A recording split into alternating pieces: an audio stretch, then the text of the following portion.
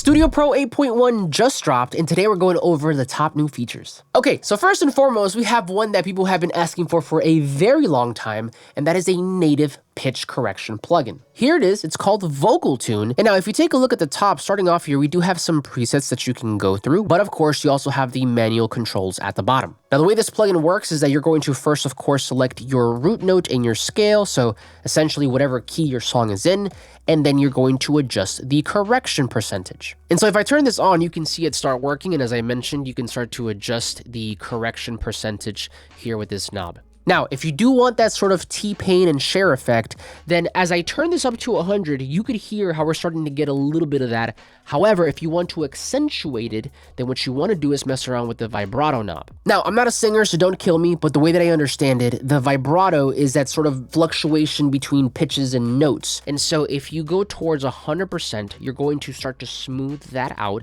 And if you go the opposite direction in the negative numbers, then you're going to start to get some of that T-Pain Cher effect because that transition is more abrupt. Now, next to that, we do have the formant shift. This doesn't change the pitch, it just changes the sort of tone or timbre. And so if I were to bring this down, I start to sound really deep and scary. And if I go up, then I sound like a chipmunk. the formant shift to me is really interesting because I usually have to defer to something like a little altar boy to get this effect.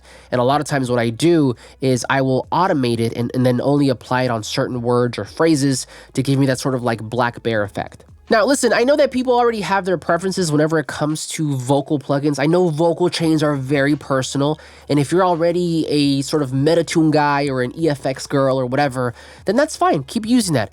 But I do love the fact that we now have something like this included at no extra cost. All right, moving on, but still staying in the same pitch correction category, we now have the ability to draw pitch correction curves directly on audio clips. Okay, so let me paint you a picture. Let's say that you have a vocal performance and most of it is in tune, but maybe you have like a word or a phrase that is slightly sharp or slightly flat, and so you don't really want to use an entire vocal plugin like Vocal Tune or Auto Tune over the whole thing. You just want to affect and fix that one piece. How do you do that? Well, with this new feature, it becomes really simple because all you simply have to do is once you have your audio piece here, right-click, go over to the new pitch curve button, turn that on, and you're going to get a line right through the center of your audio. From here, all you simply have to do is find the phrase that you want to affect. So let's take a listen to this audio. If you're liking this video, please subscribe. And so once you find your piece, let's say it's this last one here, I can create a point before and after to isolate, and then from here, I can change the pitch by dragging this section up or down. Keep in mind, this is in semitones, but once you kind of get it to where you want, it'll sound like this. If you're liking this video, please subscribe. So yeah, really simple plugin, but it does give you a ton more control over your vocal editing in the cases where you don't want to use a plugin for the entire track. Okay, moving on, we have a pretty big one, and this is going to be either really good or really bad, I don't know, depending on what side of the spectrum you land on.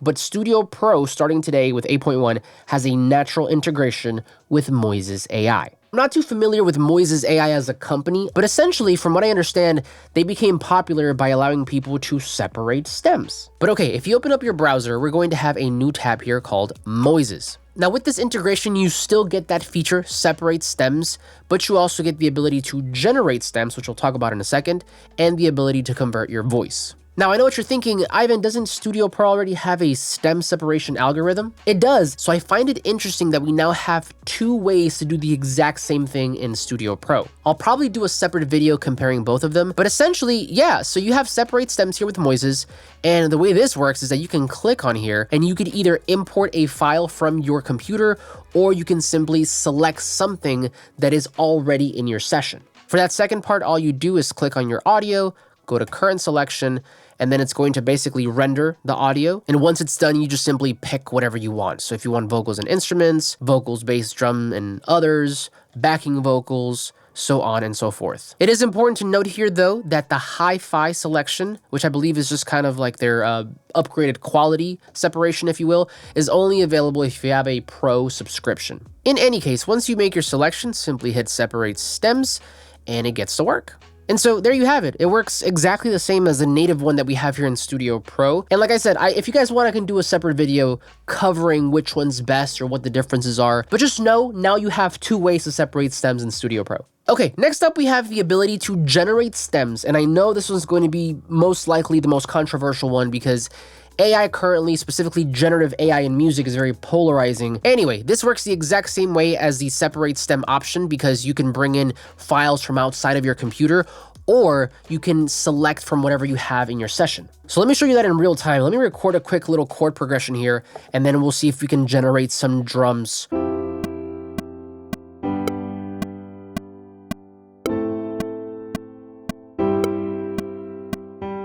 Now this is mostly on time, but I am going to use my beatmaker's toolbar, link down below, and then do an 80% quantization. Okay, so now let's see if Moises AI can generate something from this chord progression. So I'm gonna click on it to select it, click on current selection, and it's going to render it, of course, but now we have a bunch of different options to choose from. Now, taking a look here, it looks like you can select from different parts. So you can do drums, bass, keys, guitars, strings, so on and so forth. And for every category, you are going to have certain genres like ballad, country, disco, so on and so forth. But then you also, interestingly enough, have one here called AI Match, which is going to basically listen to what you have and automatically make a decision on what could sound best based on whatever you picked here, and then generate that for you. So I'm curious, let's do bass first, and I'm gonna do AI Match. So we have our selection here selected, AI Match, generate stem. Okay, so we have our generated bass. Let's go ahead and first of all, gain stage this to a proper level, and let's take a listen together and then to the bass alone. So together.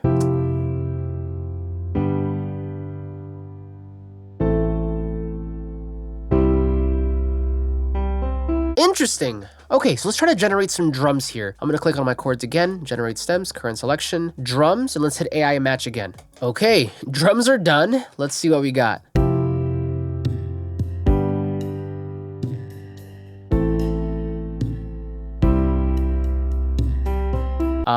Okay. Why don't we try actually selecting a genre, okay? So let's take this off. Let's go back over to here. And instead of AI Match, let's do ballad, generate stem. Okay, hopefully this was a little better. Let's take a listen.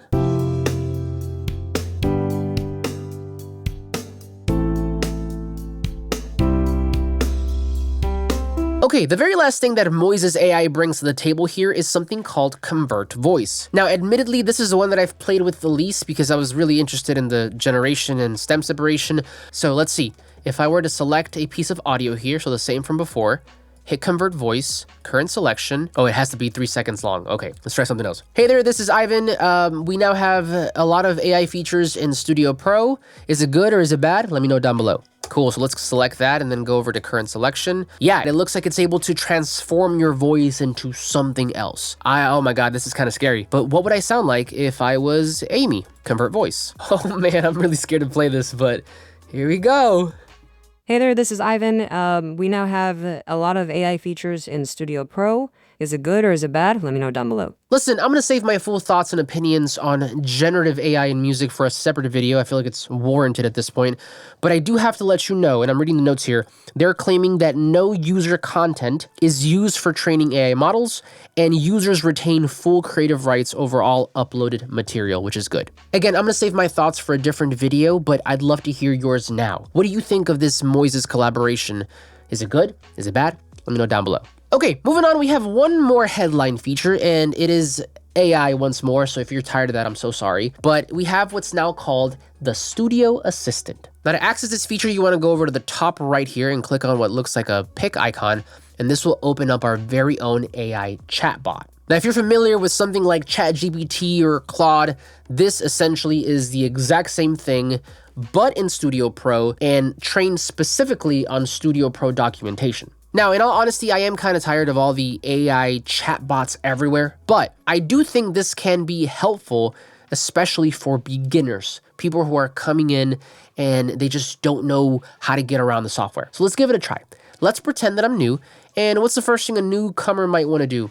Setting up an audio interface. So how do I set up my audio interface? Okay, to set up your audio interface in Studio Pro, open up Preferences, Audio Setup, Audio Device, select your interface as a playback device. Okay, and it looks like something happened here at the bottom. Maybe you didn't render emojis? I don't know. Set device buffer size, lower for tracking latency. In your session, map the hardware, blah, blah, blah. Okay, let's try something else. Let's say, how do I add an audio track? Okay, to add an audio track in Studio Pro, track, add tracks.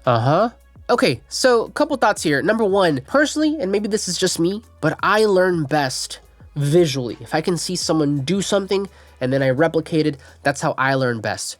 So to me, text isn't the best solution. However, I can still see the case where this at least gives you some direction on where to look, which is better than nothing. It would be cool though if they could include maybe like little screenshots so you can kind of read and see where to look. Maybe that's more difficult. I don't know.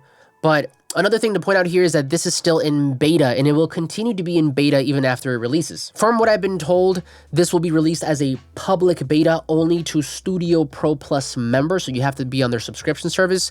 And then eventually they plan to release this out to everybody, but just keep that in mind. But anyway, those were the brand new features in Studio Pro 8.1, which is available today. Now we'll be dropping a separate video later on this week going over the quality of life improvements, but until then, I would love to hear your thoughts. What do you think of 8.1?